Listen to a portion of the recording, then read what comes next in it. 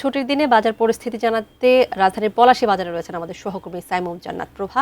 তার সাথে সরাসরি যুক্ত হচ্ছে। প্রভা, ছুটির দিন বাজার ঘুরে আপনি কি দেখলেন, কেমন দেখছেন বাজার পরিস্থিতি, আমাদের একটু বিস্তারিত জানাবেন।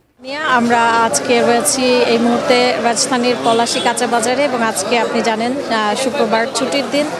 ছুটির দিনে কাঁচা বাজারের পরিস্থিতি জানাতেই আমরা এখানে রয়েছি এবং আজকে কিন্তু ঈদের ছুটির ঠিক পরপরের যেই সপ্তাহ আসে শুক্রবার সেটি, এবং আমরা বাজার ঘুরে যেটা দেখতে পেয়েছি যে এখানকার যারা ক্রেতা রয়েছেন ওনারা কিন্তু বলছেন যে ঈদের ছুটির পরপর বাজারে কিন্তু জিনিসপত্রের দাম তাদের কাছে মোটামুটি বেশি মনে হচ্ছেন এবং তারা বলছেন যে জিনিসপত্রের নিত্যপণ্যের যেসব নিত্যপণ্য রয়েছে সবজি এবং শাকসবজি সহ অন্যান্য সব কিছুর দাম কিন্তু তারা একটু বেশি বলছেন।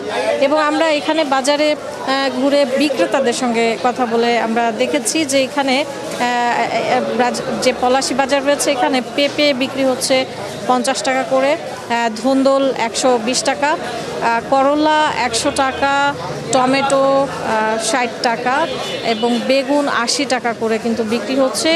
এবং এইখানকার যারা ক্রেতারা রয়েছেন ওনারা কিন্তু বলছেন যে আসলে এইখানকার যেই পণ্য রয়েছে, যেসব সবজি রয়েছে এগুলো কিন্তু বেশ চড়া দাম বিক্রি হচ্ছে এবং তারা 100 টাকার নিচেই বা 80 থেকে 100 টাকার নিচেই কিন্তু তারা খুব কম সবজি পাচ্ছেন যেগুলো তারা কিনতে পারছেন।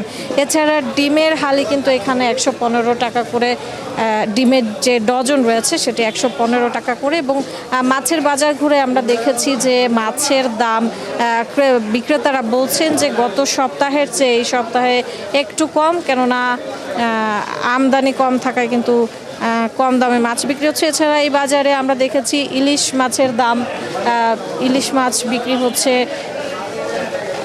1600 টাকা করে। এবং পরবর্তীতে আমরা নিশ্চয়ই বাজারে আরও ঘুরে আমরা ক্রেতা এবং বিক্রেতাদের সঙ্গে কথা বলে অন্যান্য পণ্যের দাম এবং পরিস্থিতি সম্পর্কে আপনাকে জানাতে পারবো। তানিয়া, এই মুহূর্তে রাজধানীর পলাশী কাঁচা বাজার থেকে এই ছিল ছুটির দিনের বাজার পরিস্থিতির খবর।